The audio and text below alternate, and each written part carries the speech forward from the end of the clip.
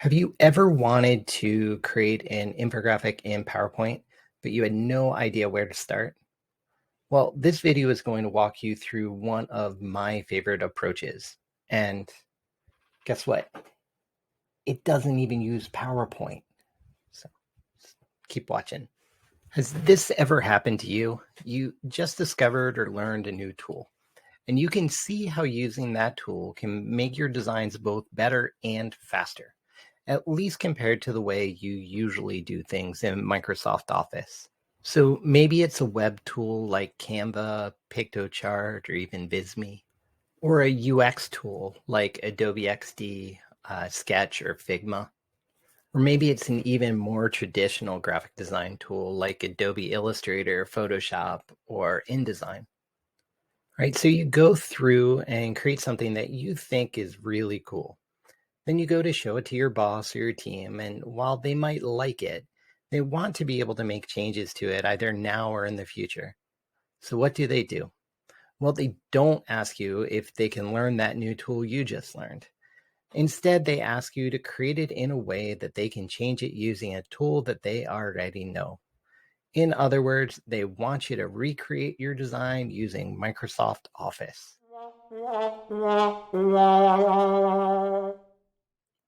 Since the bulk of my work moved from data analysis to design, this has happened to me a ton. And most of the time, it ends up being easier just to recreate the design in PowerPoint than to try to get the whole team to adopt a brand new tool.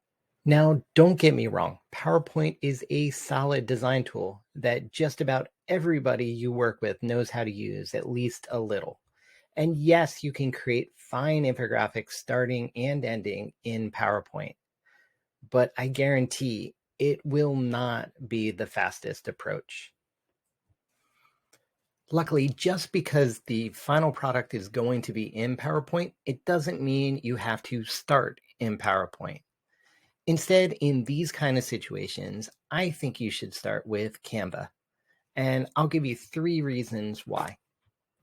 All right, reason number 1, you'll get access to tons of starter infographic templates, which make it a lot easier to get started compared to a blank PowerPoint screen. Reason number 2, you'll get access to tons of stock photos and graphics, even on the free plan. And reason number 3, once you create your design, you can easily export your Canva infographic into PowerPoint.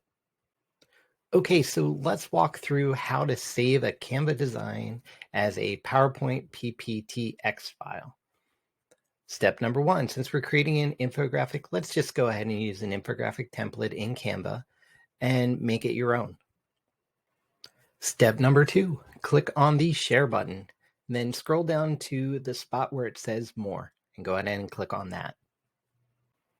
And step 3, find where it says save as Microsoft PowerPoint, then click that button.